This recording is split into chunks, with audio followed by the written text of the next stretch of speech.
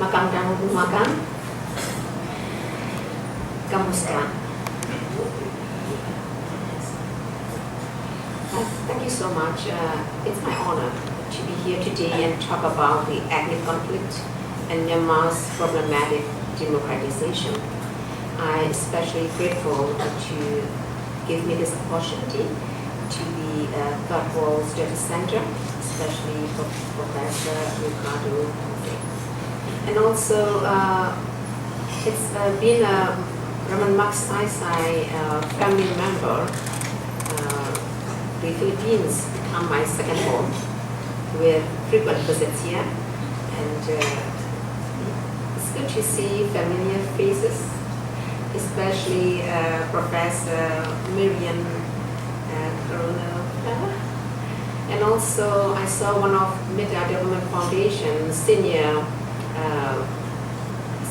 management member. So it's very comfortable to be among familiar faces, and also with the young generation here. Thank you.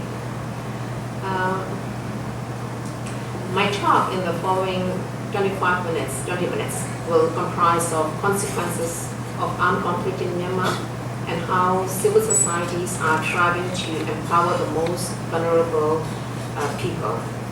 Anything that I have not covered in those 20 minutes, I would hope that you could exchange it after my talk. I will use the PowerPoint and also prepare text in my presentation to make it concise. For us today, when we say Panglong, it reminds us the spirit in 1947 when all the different ethnic groups in our country agreed and committed to live in a union together in an equal partnership. On this basis alone, independence was gained from Great Britain in 1948 as a result of the collective voluntary spirit of all the ethnic peoples. Tragically, however, when the ethnic minority peoples subsequently found that the agreements were not kept, armed conflict started between the ruling Burma majority governments and the other nationality peoples, and this is still unresolved to this day. So what are the consequences? Since independence, Myanmar has never been a peaceful, united nation. So it has always been plagued with poverty and instability, creating an atmosphere of insecurity and fear among the peoples. And if we look at this diagram is from based on the recent book on the Why Nation Failed, The Origins of Power, Prosperity and Poverty. It's by Daron Acemoglu and James Robinson. You can see that it links political inclusion with economic development on the one hand, and then political exclusion and oppression with economic failure on the other. It is sad to say that Myanmar has always leaned towards the left side of the diagram, closer to failure than success. So as a result, resolving armed conflict and Myanmar's problematic transition to democracy requires consideration in two areas at the same time simultaneously. However, it is complex. Firstly, a union made up of different states and regions with an equal share of power and resources. And secondly, the achievement of democracy. In fact, we have tried many times before to bring about lasting peace.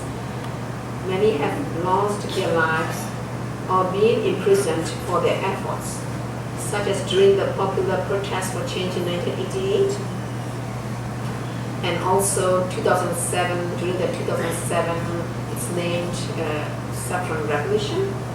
And at the same time, while conflict and suffering has continued in the ethnic borderlands. But the people will never have lost sight of the real goal for peace.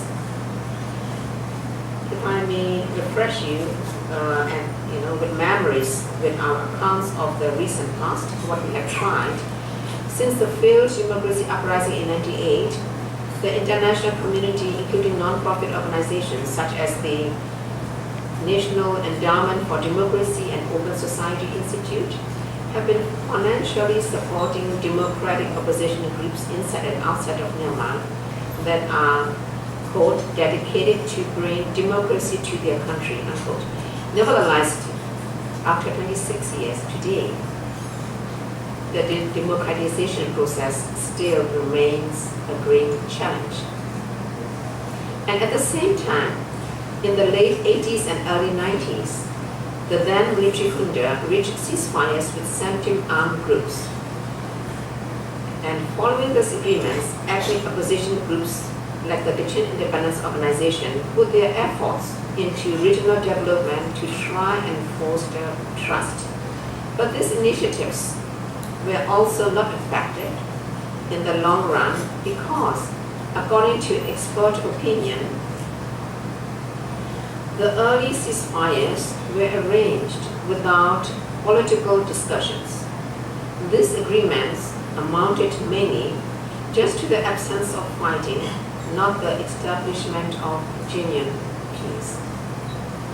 Hence, it is very clear that achieving a stable and equitable democracy in Myanmar rests today upon resolving ethnic, political, and economic grievances. To achieve this means a federal solution. A viable federal system is then dependent upon transforming armed conflict into lasting peace, which in turn requires all sides entering into political dialogue. In short, the needed steps achieving inclusive peace and democracy in Myanmar are very self-evident from country's troubled history. In the past 3 years, Myanmar's reform process initiated by President Daw Seng since he assumed office in March 2011 has renewed hopes of peace and democracy. First, a truce was made with the opposition, National League for Democracy, and in January 2012, the election law was changed to allow the NLD to participate in future elections. Then in August 2012, the government abolished pre-publication censorship.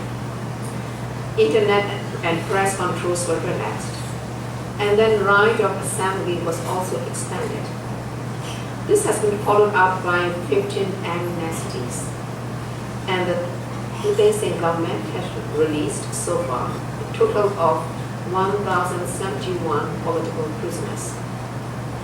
Then secondly, while these events were taking place, President Daw Seng started a new initiative to solve the ethnic conflict, successfully reaching 14 new ceasefire agreements.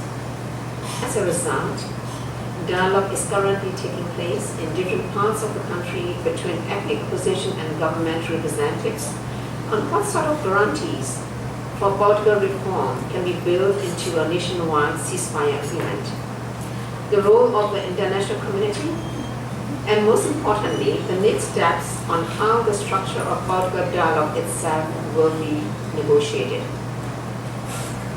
In summary, many people believe that the relationship between the Myanmar government and the country's restive ethnic minority groups is at its best since independence.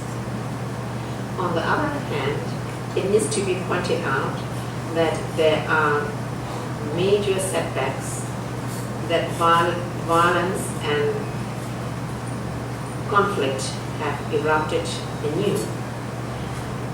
First, under the very Myanmar government that has reached out for ethnic and political reforms, new offensive military operations have commenced against the Kachin people in the north of the country. And during this operation, over 100,000 people have been made homeless.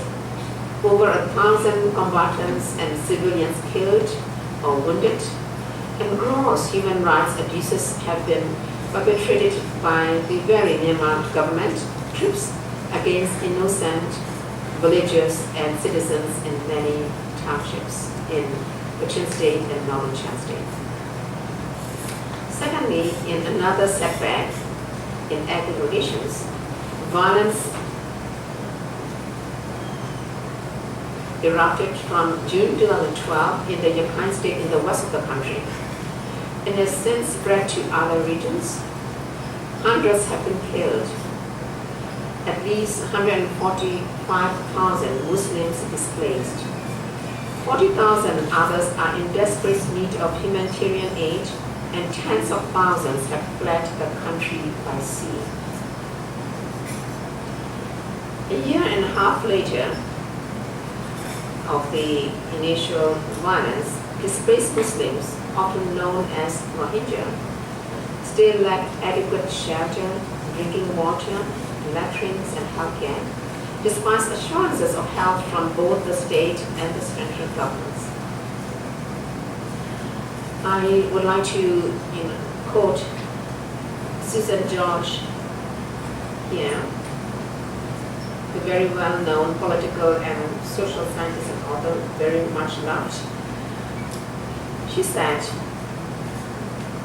"Alas, I found to be constant in this, call it just law, if you like. There's no degree of human suffering which in and of itself will cause policies to change." So that means that's left to us. Neither the government nor the politicians will of their own act on our behalf. As both these worrying examples warn, efforts at reform will always be doomed if armed conflict is not resolved and the structure of governance and authority remains unchanged from before. And moreover, if progress is not matched across the nation, then it remains a status quo and will revert, and a real chance of authoritarian government is imminent. We have traveled that road many times before in the past 70 years. Here's another statistic to validate my concern. According to World Bank governance indicators, there are 6 types of governance. 1. Voice and accountability. 2. Political stability and absence of violence. 3. Government effectiveness. 4. Regulatory quality. 5. Rule of law. And 6, the last one, control of corruption. A maximum score would be 600. But as the graph shows, Myanmar scored 45 out of 60 in 2012, which is very similar to the North Korean governance score. Such uncertainty in governance naturally deters quality investment.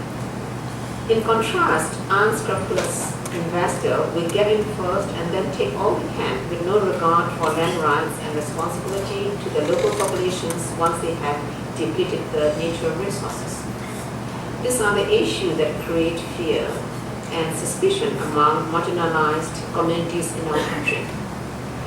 At the same time, as many of these natural resources are located in the ethnic states where armed conflict has continued for too long, one large and growing barrier to peace in our country has become the resource trade. So some people thus ask, war and peace, what's the difference? In Myanmar, such political change to democratic inclusion and responsibilities in its infancy, after so many years of internal conflict and military governments. Armed conflict, communal violence, human rights violations, refugee displacement, resource trades, drugs and human trafficking have all compounded the already complex processes of addressing the root causes of instability and conflict. In Myanmar's case, the government functioning indicator will improve only when the government represents diverse ethnic and religious societies, In addition, shortcomings must be addressed and governmental institutions have to account for their performances. Needless to say, civilians must be at the helm of the process in establishing such a peaceful union that is made up of different states and regions with equal shares in power and resources. The people of Myanmar have a very strong sense of self-reliance and are resilient, and proof of this can be seen in the non-governmental and community-based organizations that have emerged out of desperate circumstances over the years on both the local and national levels. I see that my time is running very fast, so I would just switch to, you would have the printed speech afterwards, but I would like to go faster now. One of the examples that I would like to share about how resilient the communities are in Myanmar, this is one global women's initiative back in 2008 when there's no target for international donors target on women issue, and this woman just gathered together and just talk about what have been their main challenges, and then they came out that the challenges have been that on their way to schools, on their way to the workplace, when taking bus to their destinations, about huge sexual harassment on the buses. So this woman, within 1 month, they could gather 300 volunteers, and then they called the Whistling Project, and they distributed 30,000 whistles. And then the project started Whistle for Help to stop this ugly behavior. And then this campaign was the first led by women for their own benefit in the country's history. And it's accomplished without outside determination of need, funding, or donors' role in promoting so-called women's empowerment. And another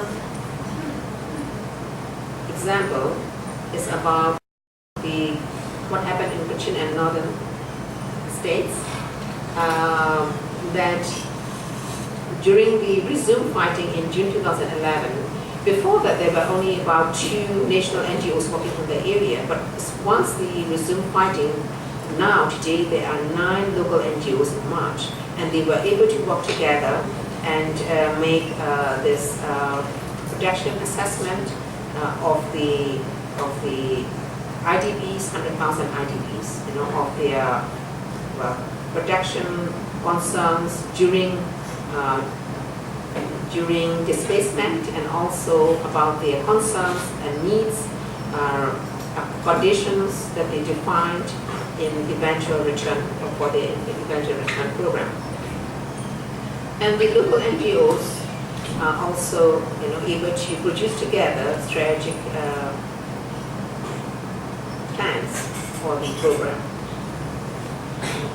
Also, the most amazing part is that local NGOs, with the work with the local NGOs, one of the partner organizations, the Cochin Defense Organization, they come up together with the technical advisory team, which is now recognized by the government and have an office in the Cochin State Capital. The TAT operates, linking together with the CBOs, CSOs, NGOs, faith-based, and the also general public are able to, mention their feeling, concerns directly or through the children's organization or to the government through the CBOs and also the technical advisory committee. So these are the advantages and the way the civil society are working to make their voices heard, voices of the communities heard to the policymakers. And I must say, peace and the ceasefires are 2 different things.